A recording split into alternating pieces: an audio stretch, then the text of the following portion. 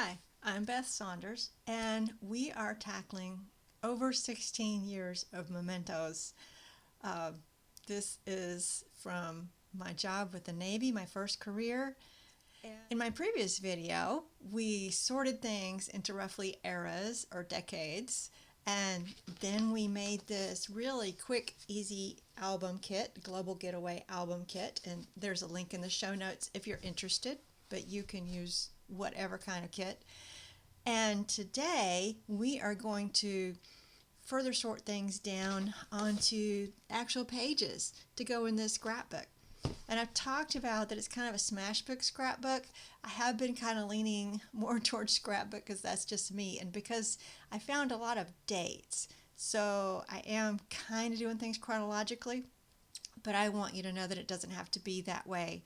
And you can just put stuff wherever it makes sense. It doesn't have to be perfect, and we can get it done.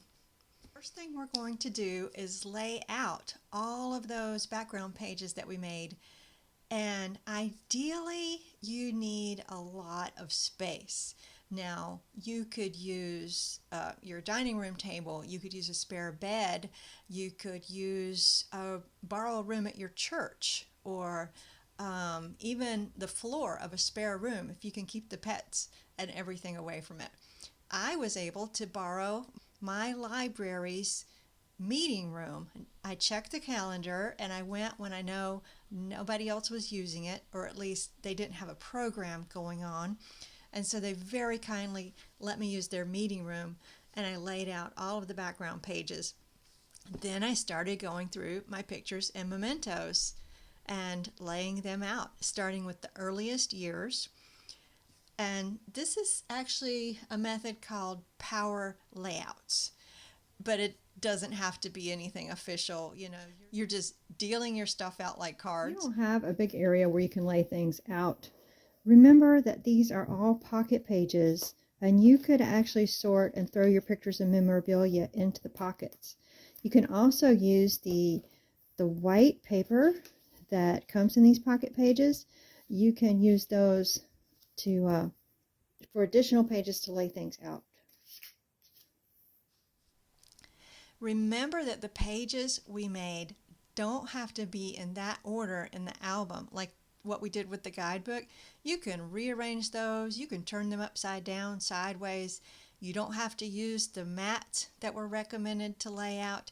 Just lay out your pictures and memorabilia and then see what makes sense. I use sticky notes to tell me where I want to leave room for a journaling box, because I do want to journal quite a bit. Times when I don't have a lot of pictures, I didn't take many back then, so I might use a brochure or something to cut out pictures to fill in.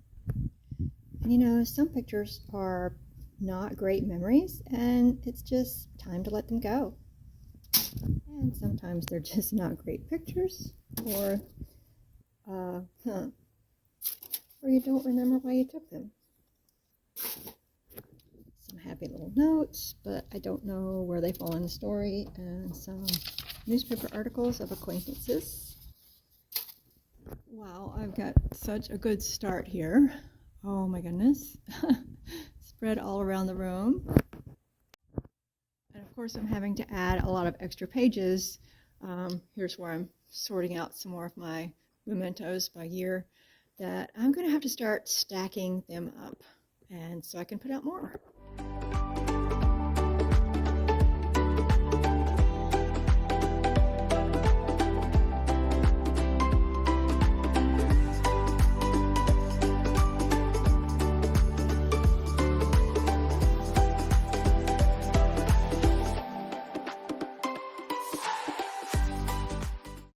Going to stack these in the box to take them home, and I'll put the unused layouts on top so I can continue to work on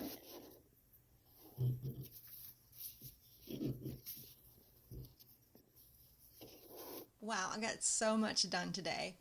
I spent honestly about 2 hours at the library and then packed everything up and brought it here, but a whole bunch of it is laid out in boxes. And I'm starting from about 1985, and I got through about 1991. So we've got a ways to go, but that was a really big section of things. Feels like such good progress, doesn't it? I hope you will join me next time. And I'm not sure if we're going to do some more power layouts or if we're actually going to start adhering things onto pages. I hope that you will join me and we'll see. Bye now. See you then.